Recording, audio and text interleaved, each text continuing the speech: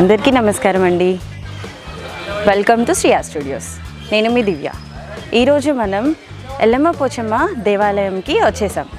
So ఇక్కడున్న విశేషాలు తెలుసుకుందామా?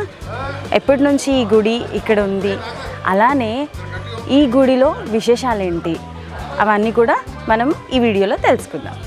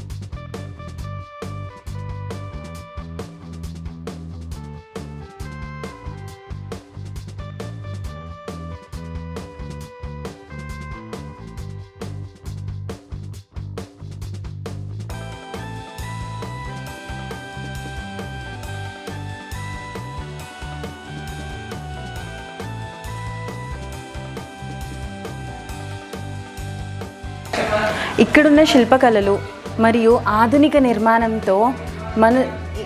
నిర్మాణం చూసి మనసుని చాలా ఆహ్లాదపరుస్తుంది. ఇక్కడున్న దేవాలయం ప్రత్యేకతలు మరికొన్ని ఈ వీడియోలో చూసేద్దాం. ఈ దేవాలయంలో మంగళవారాలు మరియు శుక్రవారాలు, ప్రతి శుక్రవారాలు సాంప్రదాయబద్ధంగా ఈ అమ్మవార్లు పూజలు అందుకుంటారు.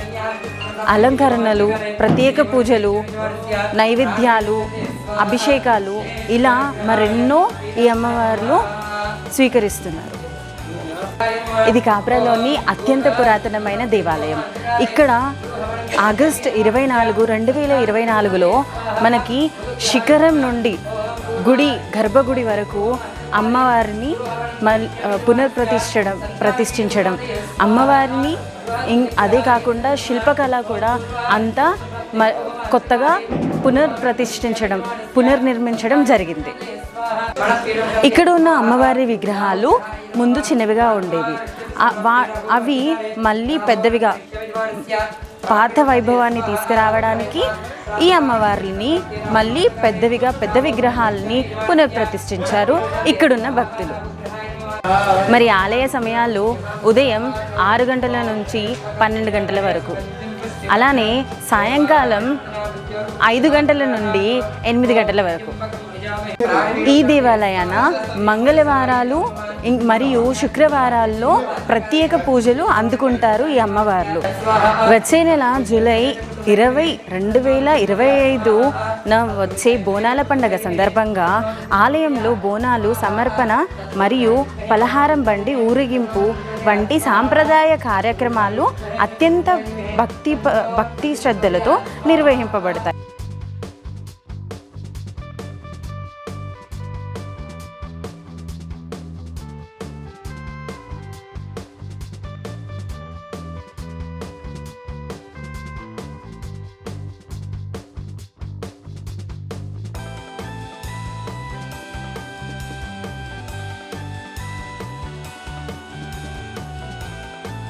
ఇప్పటివరకైతే మనం ఎల్లమ్మ పోచమ్మ దేవాలయాన్ని చూసాం కదా. ఇప్పుడు ఎదురుగా ఉన్న మన పోచమ్మ అమ్మవారిని కూడా చూసేద్దాం. ఈ పోచమ్మ అమ్మవార్లు ఎంతో శక్తివంతమైనది. అందరూ ఇక్కడున్న కాపుర ప్రజలందరూ కూడా ప్రతి ఏటా ప్రతి ఇంటి బోనం కూడా మనకి ఇక్కడికే వస్తుంది. ప్రతి ఇంటి బోనం కూడా ఇక్కడికే వచ్చి అమ్మకి నివేదించుకుంటారు. ఇలా ఈరోజు పౌర్ణమి అవడంతో మళ్ళీ బలిపీఠాన్ని పునఃప్రతిష్ఠించారు. ఈరోజు విశేషం ఇక్కడ ఇలా జరిగింది.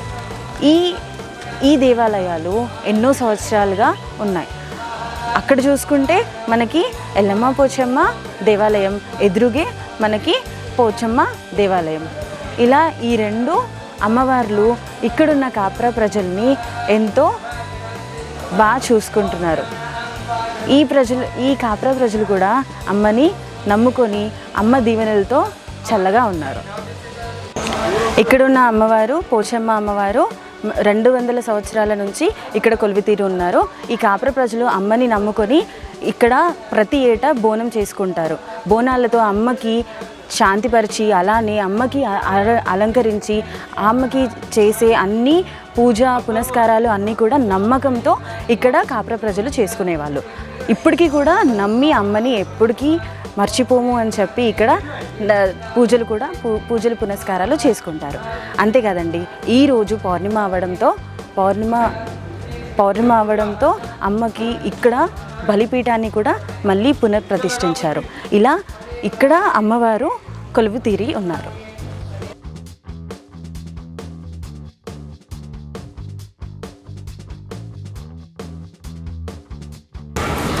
మరి ఈ దేవాలయం గురించి వీరి మాటల్లో విందాం. సార్, కాప్రాలో వెలిసిన మా నల్లపోచమ్మ తల్లి పూర్వం నుంచి ఉంది. గత 400-500 సంవత్సరాల చరిత్ర గల అమ్మవారి గుడిది. కాలక్రమేణా లాస్ట్ 21లో స్టార్ట్ చేశాము. నూతనంగా మళ్ళీ నిర్మించి ఇప్పుడు ఆగస్టు 24 వస్తే సంవత్సరం అవుతుంది. నెక్స్ట్ మంత్ ఎట్లాగో బోనాలు ఉన్నాయి కాబట్టి మన కాప్రా గ్రామ ప్రజలు కాబట్టి చుట్టుపక్కల ప్రజలు కూడా అందరూ వచ్చి దర్శించుకొని అమ్మవారిని అమ్మ అని పిలిస్తే కొలిచే నిలువు బంగారం తల్లి, మీరు ఏది కోరుకున్నా నెరవేరుస్తుంది. తప్పకుండా అందరూ వచ్చి దర్శించుకోవాలని మనస్ఫూర్తిగా మేము ఆహ్వానిస్తున్నాము.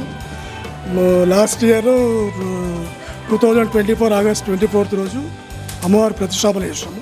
ఇప్పుడు ఈ ఆగస్ట్ 24 1 ఇయర్ అవుతుంది.